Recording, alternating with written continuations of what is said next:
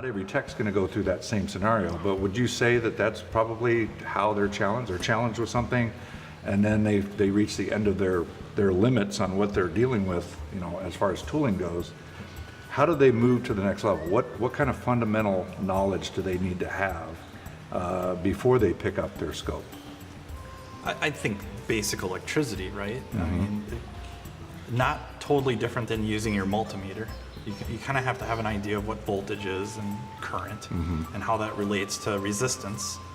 But now, instead of looking at a number on a screen, you're looking at a graph. A graph of it. He was no longer using the automotive version. Correct. So, Yep. so just tell us a little bit about the differences there. Honestly, there's not a lot of difference. The big difference with the software would be this automotive drop-down menu. Okay.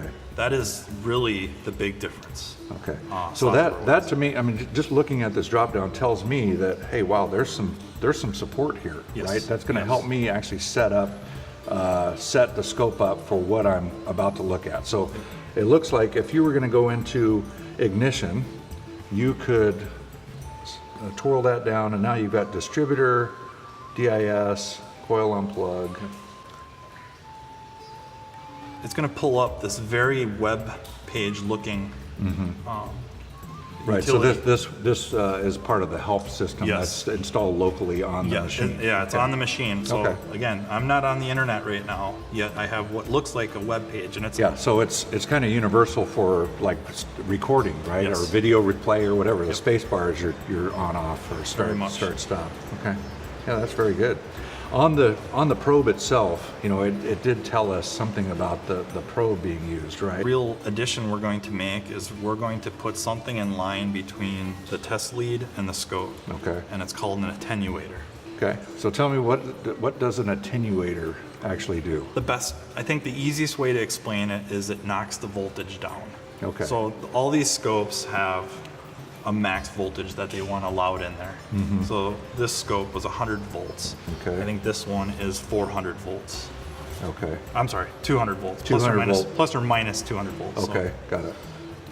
So a 400 volt swing, Right. basically, But essentially. really 200 volts. So if we put a 10 to 1 attenuator between this channel and the test lead, if the voltage coming in is 200 volts, it knocks it down to 20 volts. Okay. Right there, See how that says plus or minus 30 volts?